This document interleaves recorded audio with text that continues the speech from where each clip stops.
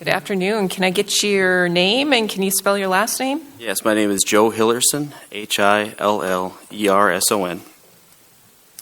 And were you in the room when I went through the penalties for perjury? Yes, I was. And do you understand what perjury is? Yes. And being advised on the potential penalties for perjury, do you promise to tell the truth in this case today? Yes. All right, thank you. Again, my name is Joe Hillerson, and I am the president of the Bismarck Mandan Home Builders Association here in our community. And I'm not going to claim to be an expert on pipelines at all, but I am an expert in real estate, and I've actually been a licensed salesperson in our state, in our community, since '05. I've been a licensed broker since '07. I've had a home building company since 2011. I have had a subdividing company of subdivisions in our community since 2019, and I wear all those hats every day. And this year I'm the president of our board for the home builders, and we have 346 members. And we have a very strong opinion on the location of the proposed location, I should say, of the pipeline. I guess just looking at it, it just seems like there's a lot better options, because I think we've heard over and over and over again from pretty much all of the public that it's too close to our city, and it's too close to our residences, it's too close to our growth path. And I guess I'd like the commission to hear that, and I'd like, I've heard things today like this is not going to have a negative impact economically on the adjacent parcels that it runs through and next to, and that is just not even. It's just not it's not a complete thought. It really isn't, and it's not really realistic either. There's a huge negative economic impact on those people and their lives, and how they make their living.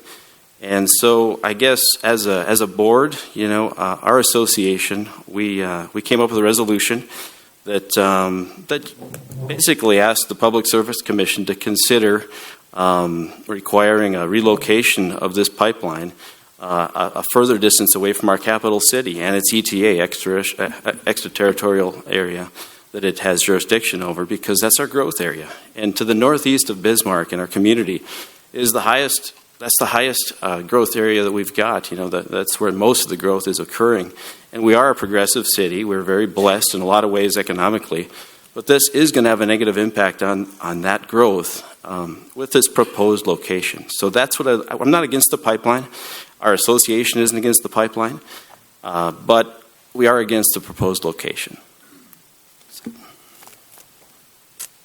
All right. Thank you, Mr. Bender. Any questions? No questions. Mr. Pelham? Thank you, Mr. Hillerson. Just a couple of questions.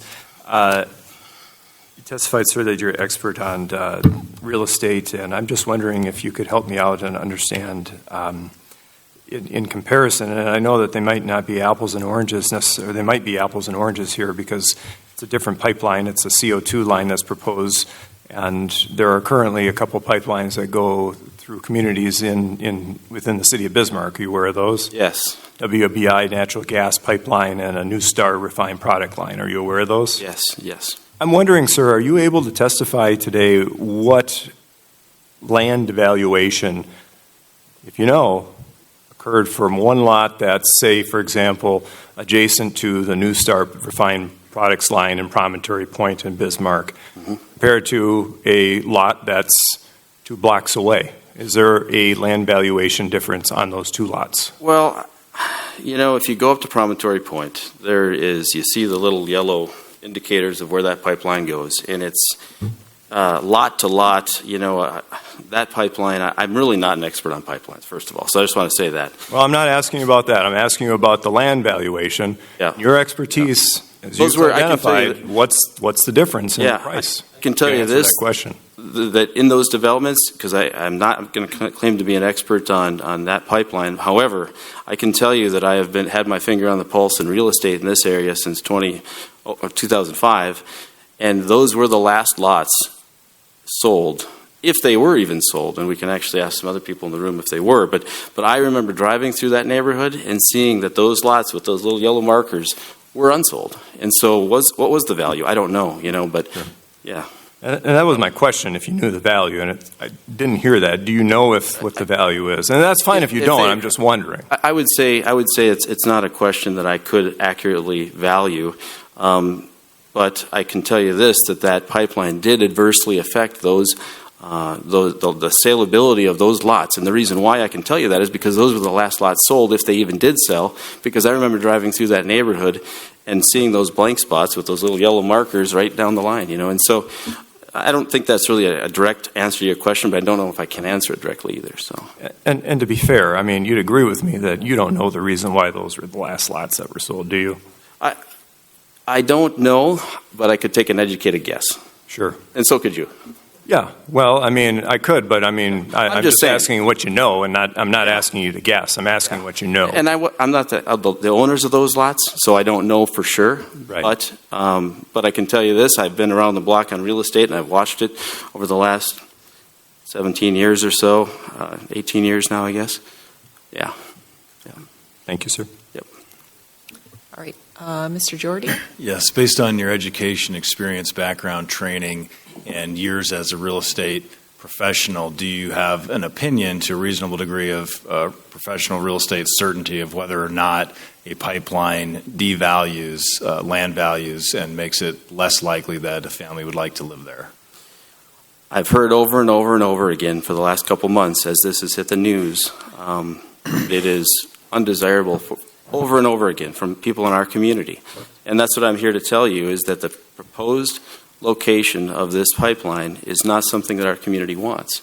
And the reason why is for what you're talking about, because it does stigmatize those properties to a certain extent. What extent we can't exactly say. I don't have an exact figure or anything like that. However, I can tell you that it is being talked about, and it's not a positive conversation. It's a negative one. So.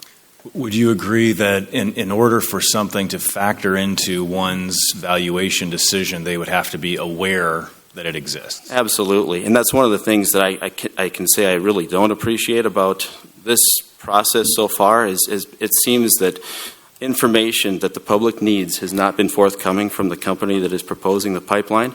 And so that part I can say just as a person, I really don't appreciate. And as a resident of this community, I really need that sort of information in order to have an okay feeling opinion on this, which I haven't gotten yet. So. Have you ever had a family approach you and say, "Sir, please drive us around to the lots that are directly on a hazardous pipeline route so we can look at those"? No, but I've never to give them I've never had to deal with a pipeline of this nature either. I'm not going to like I said earlier, I'm not going to claim to be a pipeline expert at all, but it seems that this one in particular has some potential catastrophic the potential to be catastrophic, which really I don't know that we'd ever see that out of a different type of pipeline. So, when a family comes to you or consults with you potentially of where to buy a lot to build a house or to build an existing lot, would you agree that obviously location to services, amenities, access roads, shopping, those kind of things are kind of top of list? Yeah, absolutely. Most people want to live in the city, and the reason why is for what you're listing. Some people want to live outside of the city, and we've heard from people today a lot of people today that actually live outside of the city, but most people want those conveniences, and the closer this pipeline is to those conveniences, the more concentrated the density of the people are, or the population is, and so, yeah. Based on your, again, education, experience, training background, do you believe that it will take more or less than 185 years for development to extend beyond Costco residential development? Let's see. I'm sorry. Could you? I know it was a long question. Sorry, okay. I'm trying to follow. 185 years to achieve what? To develop more residential development, expansion of greater Bismarck, if I can say that, up beyond where Costco's located. Costco? Yep. Yeah. So just my home building company. We don't build a lot of homes, but we build about 15 homes a year. And in the last 3 years, I've built. If we're talking about this pipeline and the proposed location of it, in the last 3 years, I've built 4 homes myself within 1 mile of this proposed location. And, a couple of them are on the east side of town and a couple of them are on the north side of town. And so I'm looking at this and I'm hearing things like it's a 99-year easement that they're looking for from landowners. I'm thinking 100 years from now, and I'm thinking, man, we're building up, pretty close to it right now. And so that's very concerning to me as a resident and as a professional in the real estate industry, specifically, residential home building. So if you were making decisions now to invest your time, money into developing lots for sale, would you tend to choose land to develop that's near the proposed pipeline route or to avoid that? I think generally speaking, away from it, yes. There are always exceptions, and usually those would be based on economics. Like if there was somebody willing to sell their property for very inexpensive, maybe somebody would consider it. However, that's a negative impact, and we're talking about that today. So, yeah. Yep, exactly. So I think it's fair to say from that comment that you would agree that this pipeline and even the stigma of it potentially coming can chill sales and development and economic activity. Yes. All right. Thank you, sir. Appreciate your time. Mr. Brockie, any questions? Yes. You mentioned the growth towards the north and east of Bismarck. In terms of the 346 members in your group, what do you understand based on your interaction with them, what the number of homes built north and east of town is versus the south? And I'm not asking specific numbers, but just generally. Yeah, over the last 10 years, the growth to the north has been significantly greater to the north and to the northeast, especially over the last 3 years as we've started to run out of lots, that were developed, and we're starting to basically a city starts bumping up against, it has been bumping up against over the last 15 years or so. The used to be rural residential lots, used to be 5-acre lots up along North Washington in our community, and now those are being subdivided and turned into multiple parcels and annexed into the city and such. And so, the demand for growth to the north, well, really to the north and to the east are the only directions we can go, because to the south we get locked in by the river and the river bottoms and floodplains. And to the west we have the river, and so it's to the east. It's actually the state owns a section of land that has got a lot of transmission lines and some flood issues, and it's we're really going to the north and northeast just naturally, and it's going to continue that way. We don't have any choice really. So, okay. Yeah. And then of course people are familiar. There's been a downturn in the national economic situation, but despite that, has Bismarck continued to grow and seen rather robust growth in terms of building of houses? And it is. I can't say it's not a valley right now. We've always got peaks and valleys in this industry. There are buyers that continue to come from out of state. I continue to hear it, and we have to figure out a way to continue to provide housing that is affordable for them, and really, we've already been bottlenecked, I guess, like I said, geographically, on the west and to the south, and so there's really not a lot of places for us to go except for north and northeast, and so I just don't see. I can't. When I've seen the maps of this, I can't see who could have came up with this and thought this was a good idea. It just doesn't. It looks very. It would have been a lot easier, it seems, to just come to the south of Bismarck, and I'm not an expert. I don't know what's down there other than not the city, but it just really seems like it's just a poor choice of land to propose the location for this pipeline.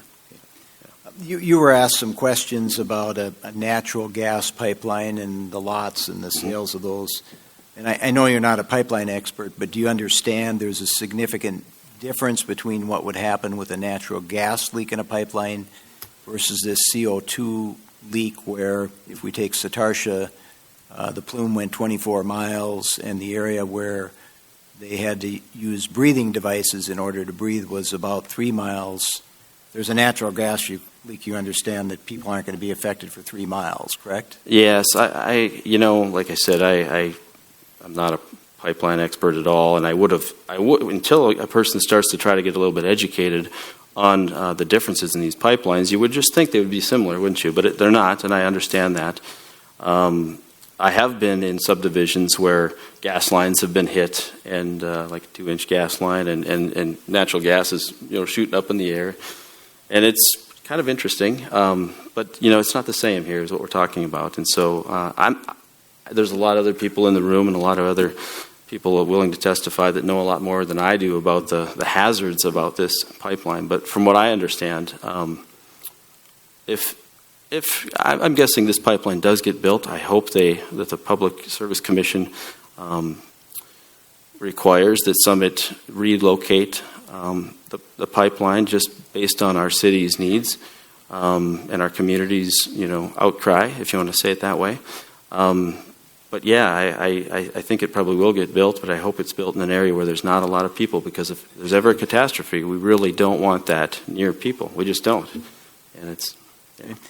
What effect do you think it would have on the 346 home builders in the Bismarck-Mandan area if people said, I'm not willing to take the risk of living within 2 to 3 miles of the pipeline if it was installed?